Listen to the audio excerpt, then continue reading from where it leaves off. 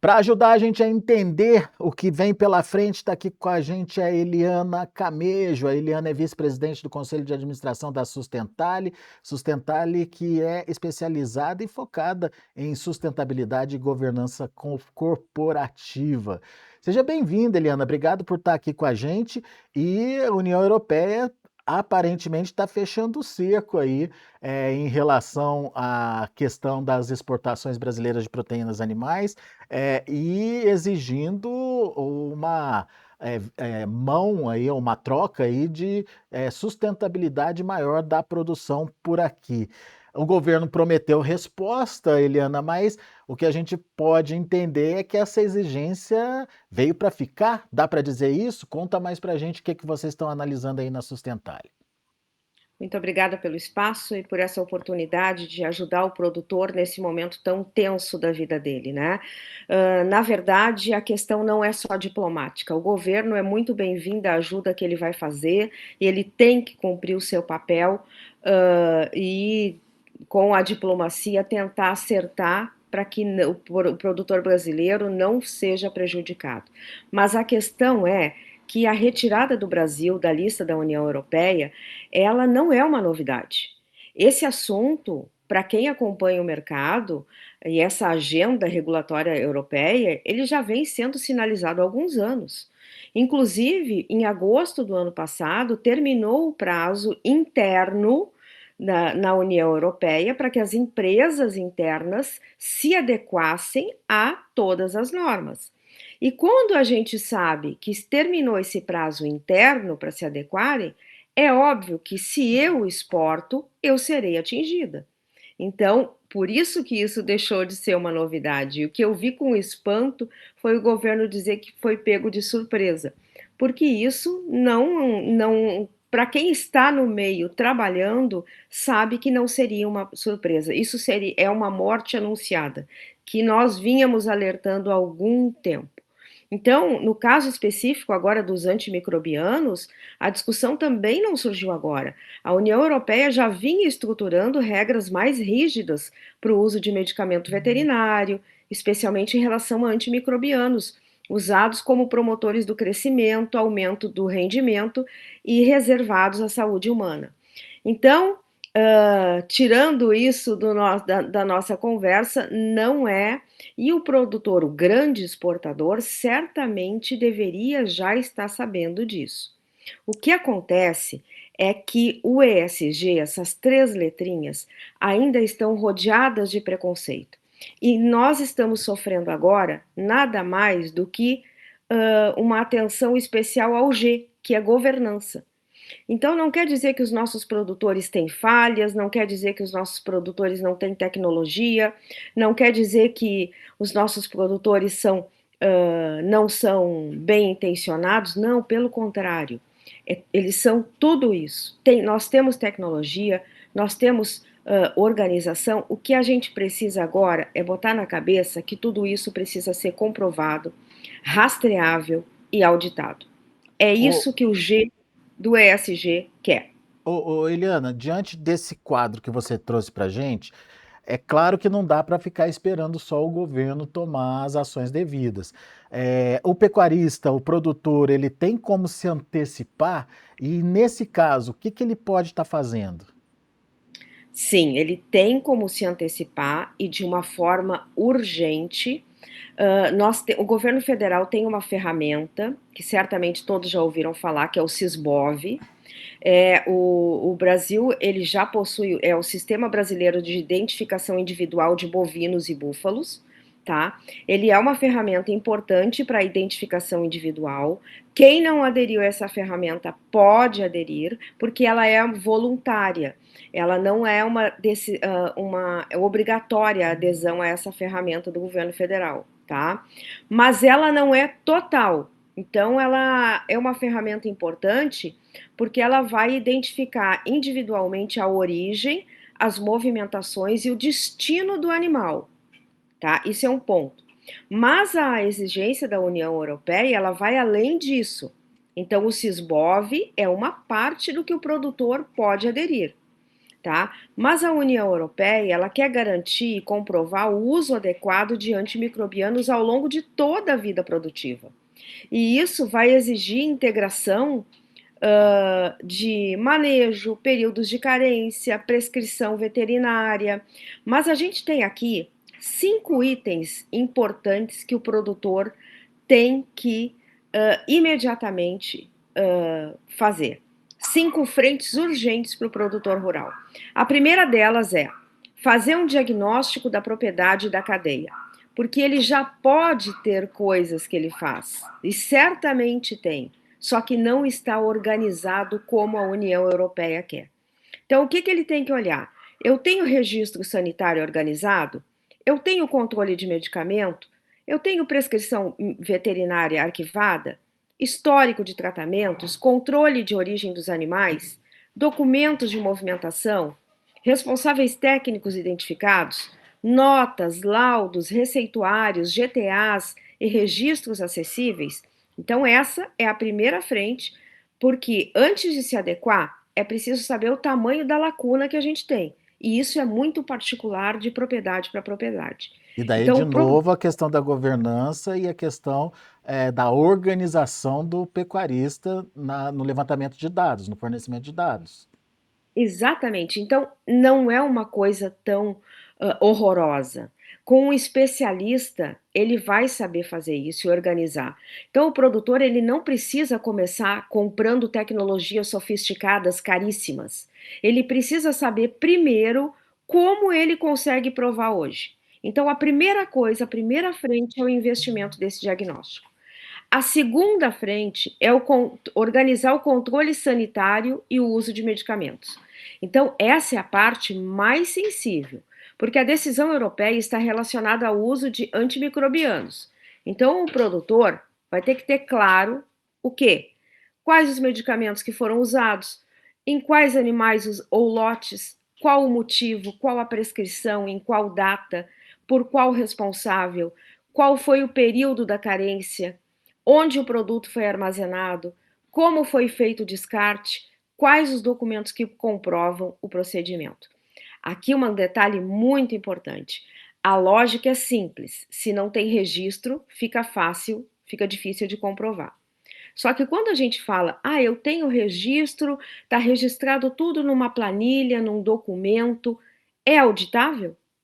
Se não for auditável, a gente tem que guardar os documentos originais, para eles serem auditados. É isso que a União Europeia está dizendo e que ela vai fazer e vai exigir. A terceira frente é estruturar rastreabilidade por animal, por lote ou por produção.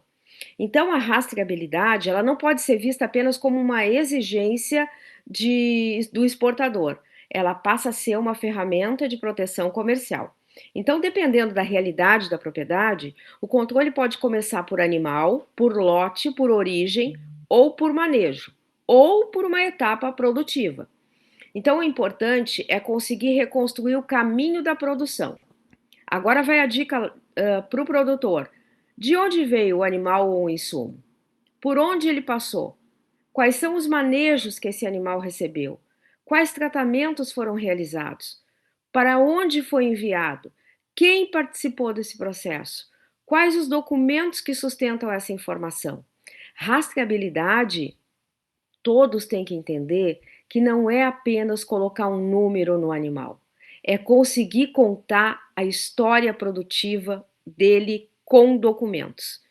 O mercado quer reconstruir o caminho da produção com segurança, né? Então, vamos à quarta frente: mapear fornecedores, parceiros e pontos críticos da cadeia. E aí a gente entra numa situação que essa decisão da União Europeia, ela não vai só atingir o exportador da carne, ela vai atingir toda a cadeia produtiva. O que acontece? Muitas vezes o risco não está apenas dentro da propriedade. Ele pode estar no fornecedor de insumos, no parceiro de transporte, na origem do animal, na assistência técnica, no armazenamento, na documentação ou na falta de padrão entre elos da cadeia. Então, vocês estão entendendo como é mais complexo? Hoje, o produtor rural ele vai ter que passar a exigir dos seus fornecedores certos pontos importantes, mesmo que seja um fornecedor pequeno. Então não adianta mais fugir das letrinhas ESG. É uma realidade. Ou eu me adequo ou eu perco o mercado.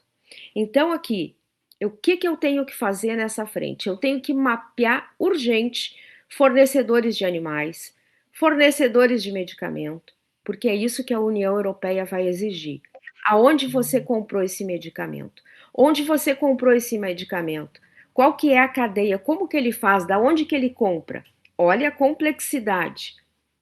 Fornecedores de ração, por exemplo, ou insumos críticos, transportadores, prestador de assistência técnica, frigorífico, cooperativa, compradores, responsáveis por documentos e registros. Então a cadeia só é tão forte quanto o elo mais frágil.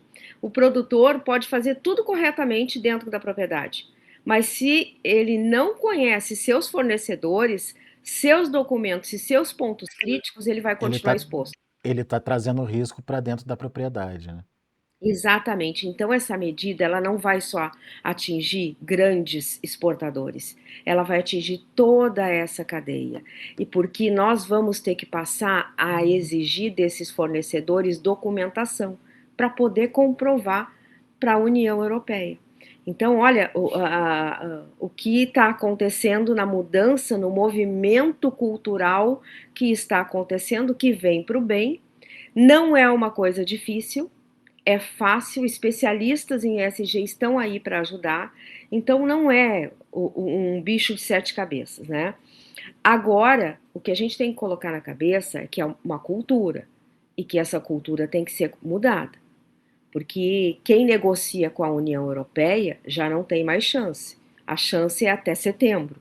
Então a gente tem que nos adequar. A última frente que eu digo para vocês é criar uma governança mínima de documentos e evidências. Então, depois do diagnóstico, o produtor precisa transformar a rotina em processo.